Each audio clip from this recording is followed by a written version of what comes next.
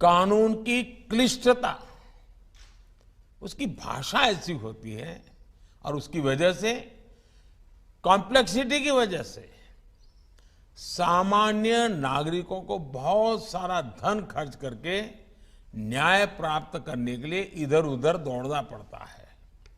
इसलिए कानून जब सामान्य मानव की समझ में आता है, उसका प्रभाव ही कुछ और होता है। इसलिए कुछ देशों में जब संसद या विधानसभा में कानून का निर्माण होता है तो दो तरह से उसकी तैयारी की जाती है। एक है कानून की परिभाषा में टेक्निकल शब्दों का उपयोग करते हुए उसकी विस्तृत व्याख्या करना, और दूसरा उस भाषा में कानून को लिखना और जो लोक भाषा में लिखना, उस देश के सामान्य मानवी को समझ आए उस रूप में लिखना, मूल कानून के स्पिरिट को ध्यान में रखते हुए लिखना। इसलिए कानून बनाते समय हमारा फोकस होना चाहिए कि गरीब से गरीब भी नए बनने वाले कानून को अच्छी तरह समझ पाए। कुछ देशों में ऐसा भी प्रावधान होता है कि कानून के निर्माण के समय ही ये तय कर दिया जाता है कि वो कानून कब तक प्रभावी रहेगा।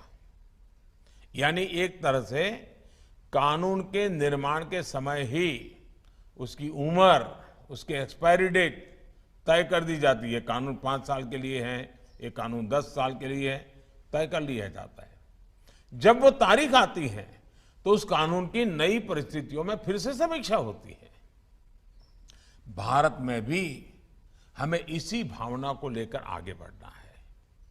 ईज ऑफ जस्टिस के लिए कानूनी व्यवस्था में स्थानीय भाषा की भी बहुत बड़ी भूमिका है।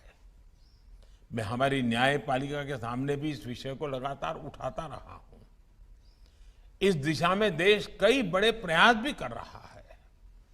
किसी भी नागरिक के लिए कानून की भाषा बाधा न बने, हर राज्य इसके लिए भी काम करे। इसके लिए हमें लॉजिस्टिक्स और इंफ्रास्ट्रक्चर का सपोर्ट भी चाहिए होगा। और युवाओं के लिए मातृभाषा में एकेडमिक इकोसिस्टम भी बनाना होगा। लॉ से जुड़े कोर्सेज मातृभाषा में हो, हमारे कानून सहज सरल भाषा में लिखे जाएं, हाई कोर्ट्स और सुप्रीम कोर्ट के महत्वपूर्ण केसेस की डिजिटल लाइब्रेरी स्थानीय भाषा में हो। इसके लिए हमें काम करना होगा। इससे सामान्य मानवी में कानून को लेकर जानकारी भी बढ़ेगी और भारी भरकम कानूनी शब्दों का डर भी कम होगा।